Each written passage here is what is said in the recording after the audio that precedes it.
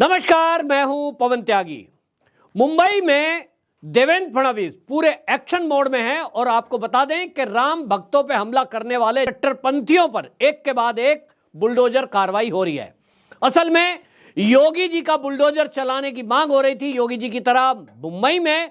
और उस मुंबई में जब देवेंद्र फडणवीस को यह खबर लगी कि कुछ कट्टरपंथी ऐसे हैं जिन्होंने राम भक्तों पर पथराव किया है, महिलाओं को घेर कर उनके ऊपर हमला किया है, इस बात का संज्ञान लिया गया और उसके बाद यह चिन्हित किया गया कि कहां यह कार्रवाई हुई है, कौन कौन उसमें शामिल थे। 12-13 लोगों को गिरफ्तार किया गया और एक मुख्य जो आरोपी जिसने वीडियो वायरल करते हुए दंगे को भड़काने की कोशिश की थी, उकसाने की कोशिश की थी, उसकी गिरफ्तारी हुई। अब उसके बाद जब बुलडोजर चला तो हमने देखा कि किस तरह से एक नैरेटिव बनाया जाने लगा कि देखिए भाई, निर्दोषों पर, गरीबों पर बुलडोजर चल रहा है। जो एक टूल किट है वो टूल किट एक्टिव हुई और हमने देखा कि जुबैर नाम का जो पत्रकार है वो ये बताने की कोशिश में था कि जो ये पथराव है ये तो उल्टा हिंदुओं ने करा है। और ऐसी कई वीडियो को पोस्ट किया गया जिसमें कहा देखो कपड़ों से पहचानो। अब भैया, कपड़ों से कैसे पहचान होती है? कपड़ों से पहचान में ये कैसे पता लगेगा कि पथराव करने वाला कौन है? लेकिन जुबैर ये बताने की कोशिश में है कि वाले हैं वो सब शरीफ हैं और जो भगवा पहने हुए हैं वही सब दंगा भड़काते हैं। इस पर सरकार को घेरने की कोशिश की गई और बुलडोजर कार्रवाई को यह बताया गया कि देखो भाई, गरीबों पर यह कार्रवाई की जा रही है। ये गरीब थे बेचारे, छोटी मोटी दुकान थी। लेकिन असलियत बीएमसी के अधिकारियों ने बताई। उन्होंने कहा कि ये जो कार्रवाई है हमारी दिसंबर से चल रही थी, सड़क को चौड़ीकरण करने का काम चल रहा था। जिन भी लोगों ने सड़कों पर अवैध कब्जा कर रखा था, दुकान उनकी पीछे है, उस पर कोई मना नहीं कर रहा, लेकिन आप उसको बाहर तक घेर लोगे। ये बीएमसी की कार्रवाई पिछले काफी दिनों से चल रही है। इसको राम भक्तों के ऊपर पथराव की घटना से जोड़कर नहीं देखा जाना चाहिए। अब इसका मतलब क्या हुआ? इसका मतलब यह हुआ कि जो बुलडोजर चला है वो राम भक्तों के ऊपर जो पथराव करने वाले हैं उनके ऊपर नहीं चला, यानी उनके ठिकानों पर नहीं चला है। ये किन पर चला? जो अवैध कब्जा करके बैठे थे। तो इसका मतलब यह हुआ कि अभी इनके घरों पर बुलडोजर चलना अभी बाकी है। जो लोग गिरफ्तार हुए हैं, क्या देवेंद्र फडणवीस सरकार भी उनके खिलाफ ऐसी कार्रवाई करेगी जैसी उत्तर प्रदेश में योगी आदित्यनाथ करते हैं? तो मैं जहां तक समझता हूं कि मुंबई में वो संभव नहीं है। योगी जी को भी उत्तर प्रदेश को कंट्रोल करने में 5 साल पिछला लग गया था। जब 17 से 22 का जो टेन्योर था उनका, उसमें शासन प्रशासन में बैठे हुए लोग, गुंडा तत्व, उनको कंट्रोल करने में समय लगा। लेकिन आपको बता दें कि उनकी मंशा थी कि एक भी माफिया गुंडे मवाली को छोड़ा नहीं जाए। महाराष्ट्र में तो ऐसा कुछ दिख नहीं रहा है। महाराष्ट्र में बड़े बड़े ड्रग माफिया, बड़े बड़े माफिया, बड़े बड़े अपराधी, संगठन अपराध करने वाले, उन पर कोई कार्रवाई ऐसी होती नहीं दिखाई दे रही जैसी उत्तर प्रदेश में योगी जी ने की है। और इसके कारण से जो उनके गुर्गे हैं ऐसे माफियाओं के, वो चौड़े होकर घूमते हैं। और इसीलिए वीडियो बनाने वाला जो था वो कह रहा था, अरे तुम्हारा ये पता नहीं है, ये मुंबई है, ये यूपी नहीं है। क्योंकि इनको कहीं ना कहीं लगता है कि इनके पीछे ऐसे सपोर्टर बैठे हैं जिसमें डी कंपनी के गुर्गे अभी भी मुंबई में बड़े बड़े अपराध में संलिप्त हैं। और सरकार बदलने के बाद भी ये कार्रवाई नहीं हुई है। और उसका एक कारण साफ दिखाई दे रहा है।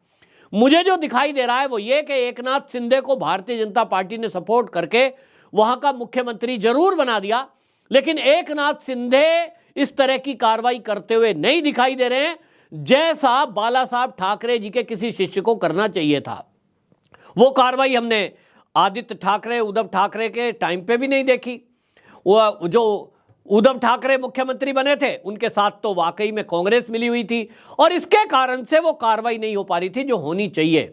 यानी मुंबई में भारतीय जनता पार्टी की इंडिपेंडेंट एक सरकार बनने की आवश्यकता है। शायद तभी यहां पर जो मानसिकता के लोग हैं, जो कट्टरपंथी हैं, उनके ऊपर सख्त एक्शन लिया जाएगा। यहां हमने देखा है कि देखो, मध्य प्रदेश में अभी सरकार बनी, मोहन यादव वहां के मुख्यमंत्री बने। जैसे ही मुख्यमंत्री बने, मजाल है कोई वहां चूक कर जाएगा।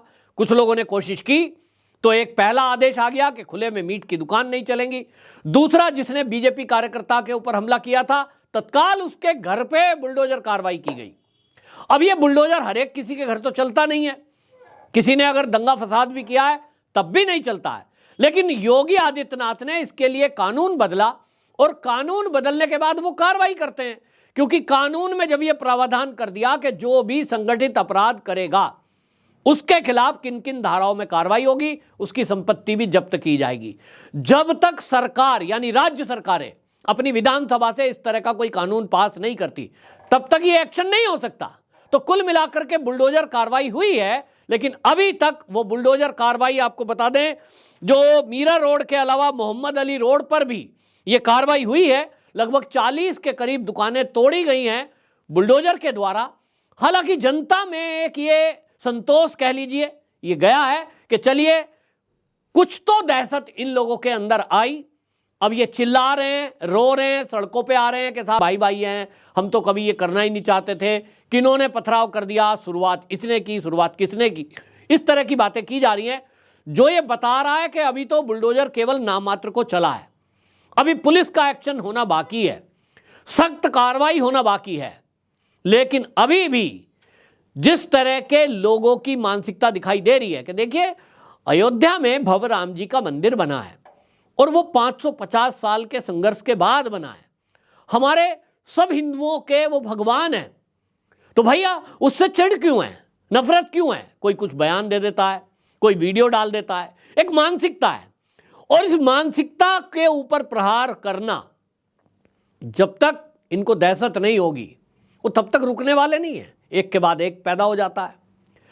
तो कुल मिलाकर के मुंबई में जो ये अब बुलडोजर चला है, लोग ये कह रहे हैं महाराष्ट्र के कि चलिए एक सरकार ने एक संदेश तो दिया है कि आज जिस तरह का आपने बदतमीजी की उसका जवाब तुरंत सरकार ने दिया है, जनता भी सड़कों पे आई है। अब वो नहीं है कि आप पिट के भाग जाएंगे, तो प्रतिकार हो रहा है और देश के अंदर एक एकता हुई है। हालांकि हमने महाराष्ट्र में देखा है कि वहां एक नेता हैं, वो मराठा आंदोलन चला रहे हैं, मराठा आरक्षण दीजिए। जरूरत इस बात की है कि सब एक होकर के पहले एक दूसरे की मदद के लिए खड़े हों, एक भारत श्रेष्ठ भारत की बात करें, सबका साथ सबके विकास की बात करें। ये जो आपस में लड़ाकर, जाति और धर्मों में बांटकर जो कुछ राजनीतिक दल हमारा फायदा उठाते आए हैं वो ना हो, माहौल खराब ना हो, इसकी ज्यादा जरूरत है। महाराष्ट्र के अंदर जिस तरह से जिन लोगों ने, उपद्रवियों ने राम भक्तों पर प्रहार किया, जो पथराव किए, महिला के ऊपर हमला किया, ताज्जुब की बात यह है कि उसकी निंदा अभी तक उद्धव ठाकरे ने या शरद पवार ने, इन लोगों ने नहीं की है, जबकि करनी चाहिए थी। क्योंकि भाई आप भी तो शिवसेना ही कहला रहे हो, अपने आप को लड़ तो रहे थे, असली शिवसैनिक हम हैं, असली शिवसैनिक हम हैं। भैया असली शिवसैनिक तो वो है जो कम से कम राम के भक्तों के साथ खड़ा हो, जो मानसिकता के विरुद्ध खड़ा हो, जो हिंदुओं की रक्षा के साथ खड़ा हो। अब जो सरकार में एकनाथ शिंदे की सरकार है, वो सीएम है, उनके ऊपर जिम्मेदारी है। भाई देवेंद्र फडणवीस के पास गृह मंत्रालय है, उनकी जिम्मेदारी है। तो उन्होंने अपनी तरफ से एक मैसेज देने की कोशिश की है, लेकिन अभी भी मैं ये समझता हूं कि और सख्त एक्शन होने की आवश्यकता है। और महाराष्ट्र में सुनियोजित अपराध करने वाले, गैंग चलाने वाले, माफिया, अभी उनका सफाया होना बाकी है। जैसा यूपी में योगी आदित्यनाथ ने बड़े बड़े माफियाओं का सफाया किया, उसके बाद जो उनके गुर्गे हैं उनको जेल में डाला। और आज भी कोई अगर छोटा मोटा अपराध कर देता है, बहन बेटियों के साथ कोई बदतमीजी कर दे या कोई अपराध करे, उसको ऑपरेशन लंगड़े के तहत तो जेल में डाला जाता है। आज अपराधियों में उत्तर प्रदेश के अंदर खौफ है। आज वो जानते हैं कि यहां योगी आदित्यनाथ की सरकार है, आपको बख्शा नहीं जाएगा, घर पर बुलडोजर भी चल सकता है। इसी तरह की दहशत भारतीय जनता पार्टी शासित राज्यों में होने की आवश्यकता है। महाराष्ट्र की जनता को भी ये सोचना चाहिए कि अभी शिवसेना की सरकार, वहां बेशक एकनाथ शिंदे मुख्यमंत्री बने हुए हैं, लेकिन उनको भी अब इस तरह का विचार करना होगा। देवेंद्र फडणवीस को भी अपनी कार्यशैली में बदलाव करना होगा। जनता अभी भी आक्रोशित है और जनता अभी चाहती है कि और ज्यादा सख्त एक्शन होना चाहिए, वरना जनता ने कहना शुरू कर दिया है कि देवेंद्र फडणवीस को डिप्टी सीएम पद से हटाया जाए और इनकी जगह कोई ऐसा एक्टिव नेता वहां लाया जाए जो युवा हो। और जो भारतीय जनता पार्टी के युवा नेता हैं, मैं ऐसे कई लोगों को जानता हूं जो शिवसेना में भी हैं, युवा मोर्चे में, और जो उनकी युवा इकाई है, और भारतीय जनता पार्टी में भी है। यानी आज की जो युवा पीढ़ी है वो किसी भी नेता का सुस्त एक्शन, वो उसको देखकर खुश नहीं है। बदलाव की घड़ी है। इस एनर्जी को नेताओं को समझना होगा, भारतीय जनता पार्टी को भी समझना होगा कि राम मंदिर से जो माहौल बना है, इस देश का जो युवा अपने धर्म के लिए जुड़ा है, देश के लिए जो खड़ा होता है, उसकी भावनाओं को समझे। और इस समय देश का युवा सनातनी वो इस तरह की बदतमीजी सहन करने के कतई मूड में नहीं है। ऐसे में अगर राजनीतिक दल इन युवाओं की भावनाओं को समझकर एक्शन मोड में नहीं आए तो 2024 का लोकसभा चुनाव ये भारतीय जनता पार्टी के लिए एक चुनौती हो सकता है। जनता एक्शन चाहती है और वो भी योगी आदित्यनाथ की तरह। आपकी क्या राय है? कमेंट बॉक्स में जरूर बताएं। वंदे मातरम।